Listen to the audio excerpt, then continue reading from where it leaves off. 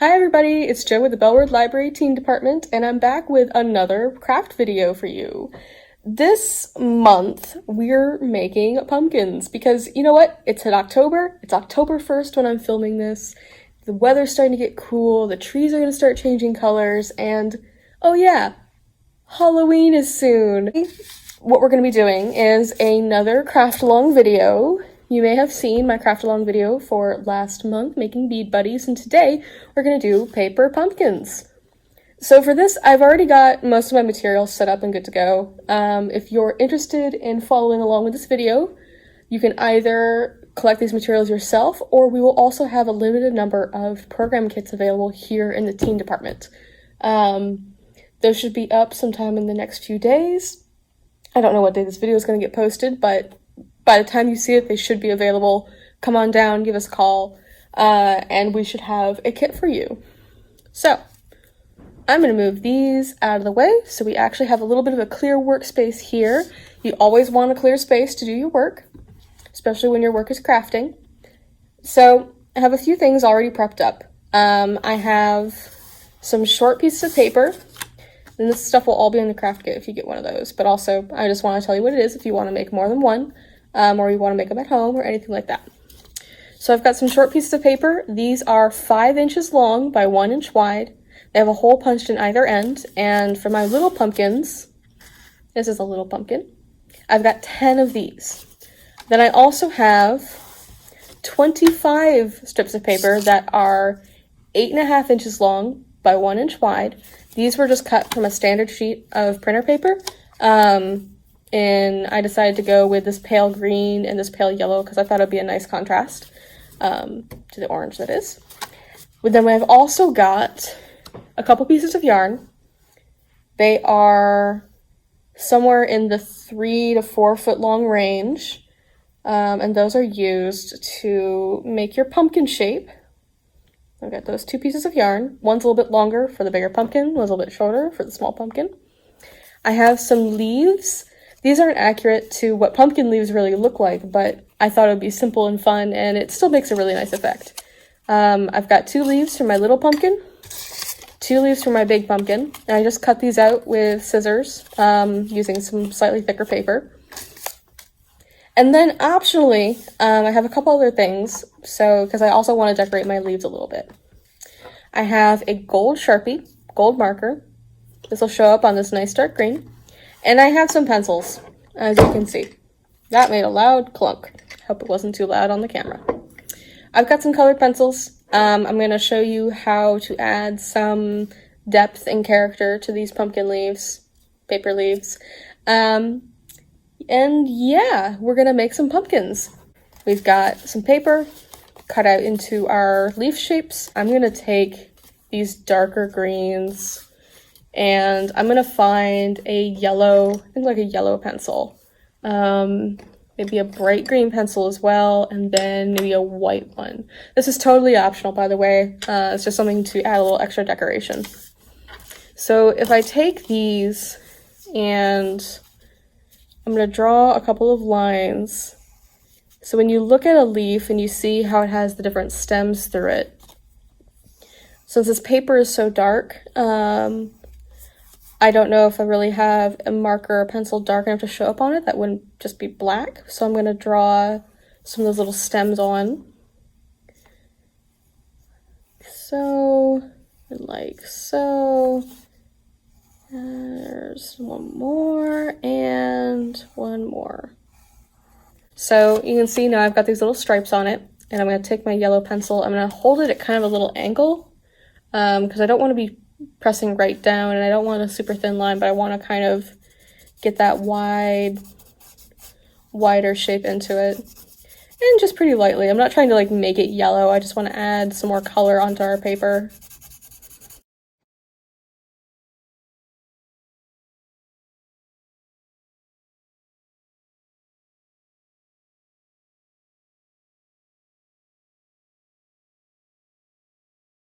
And it makes that sort of that stem shape down the sides of the leaf.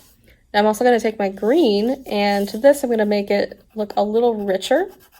Just kind of like going over The green will help make the yellow look a little more yellow, and it'll also just bring a little more depth in to our leaves. And I'm gonna take my white, I'm gonna get in here, I'm gonna make it a little bit shiny.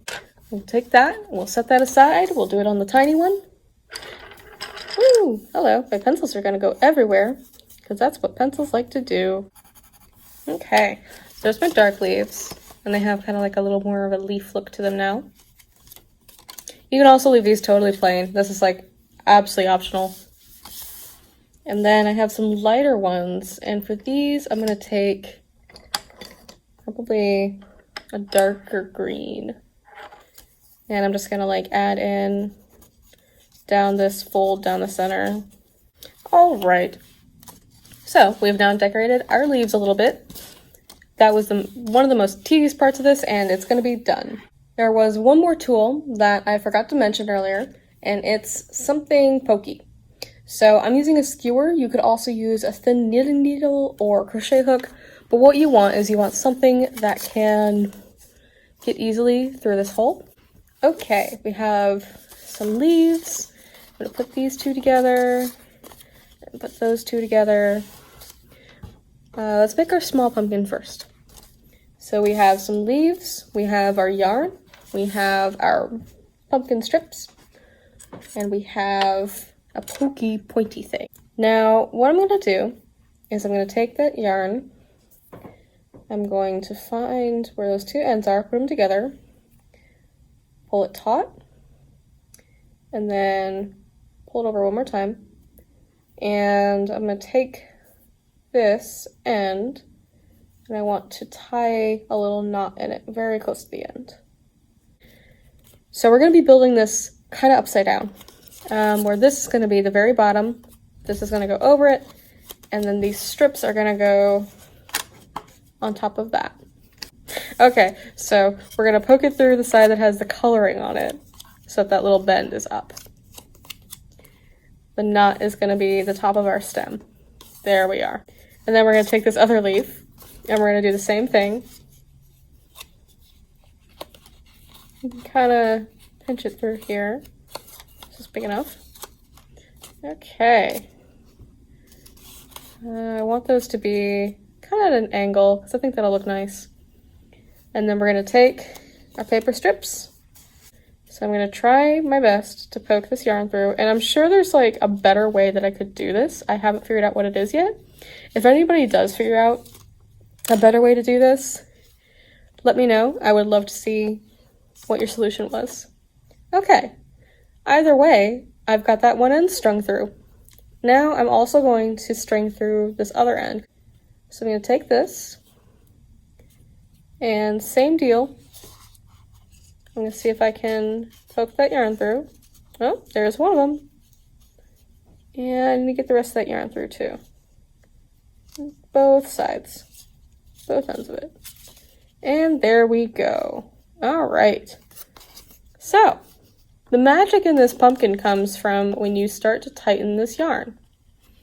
And as you see, as I start to tighten the yarn, it starts to get a little bit squashier in shape. Yeah, we've got kind of like this little C shape now.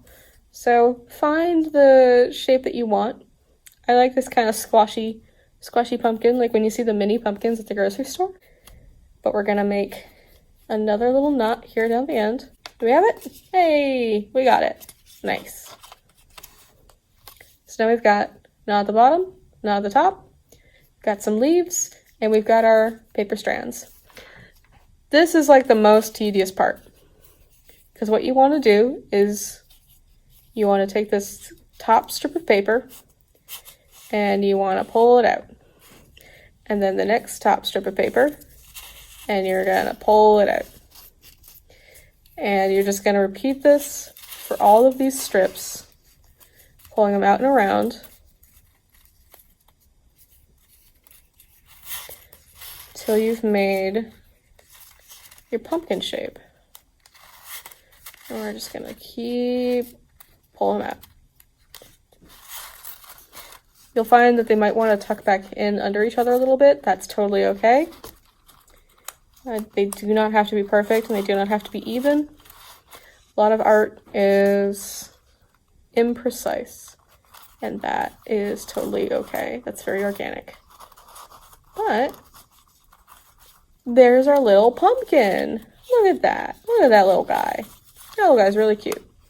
Now for something this size, this is a great size where you could do a longer strand up top and you could turn them into a little garland. Or if you don't trim through this loop, you can just hang it on its own. It'll be a little hanging pumpkin. I think that's really cute. I like that a bunch.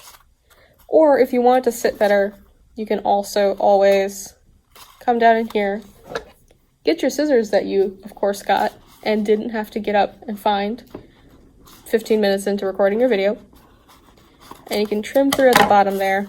And I trimmed too short. Oh no! Love to have crafting technical difficulties. That's okay though. That's a part of this whole process, is figuring out what to do when something goes not quite the way you thought it was gonna go. There we are. And there's a pumpkin. It's gonna naturally want to sit kind of not flat on the bottom. It's gonna want to lean one way or another. That's okay, it gives it character. So there's number one. That's very close to the camera. There's a pumpkin. Now, for the second one, I'm just gonna go ahead and fast forward through all of this. You're gonna watch me make this very, very quickly, and that'll be fun. Same process. Hey, so something else we're doing this month is we're hosting a spooky story contest for teens grades 6 to 12. If this is you, you can submit your spooky story along with your name, age, grade, and an email or phone number either in person to the teen department on Bell Road, or you can send us an email to teen@ncplibraries.org with a Word document containing your entry. There's 2 prompts for you to choose from. The first is that your friends start disappearing and no one else notices, or the teacher is a monster, but no one will believe you. Entries will be accepted until October 23rd, and the winner will receive a trick-or-treat basket from our local friends over at Sugar Fix.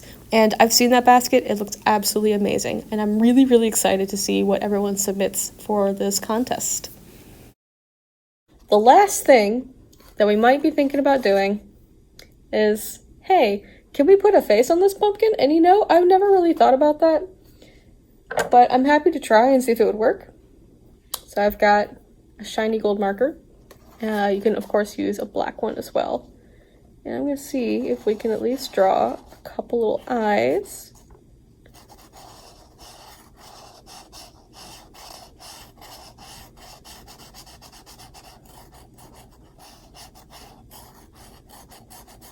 Hard to get a clean line, but there's one.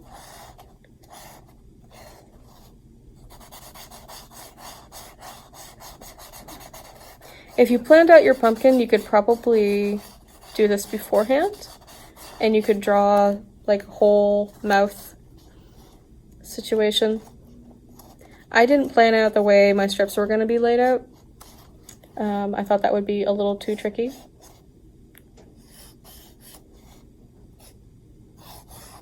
So instead, I'm just going to draw it on after the fact.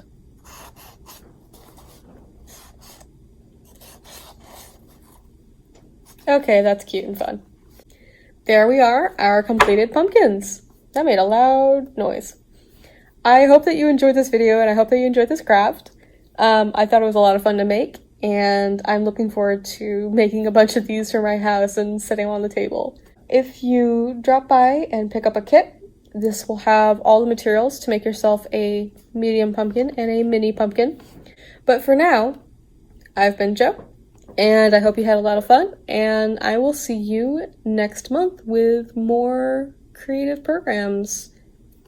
Bye!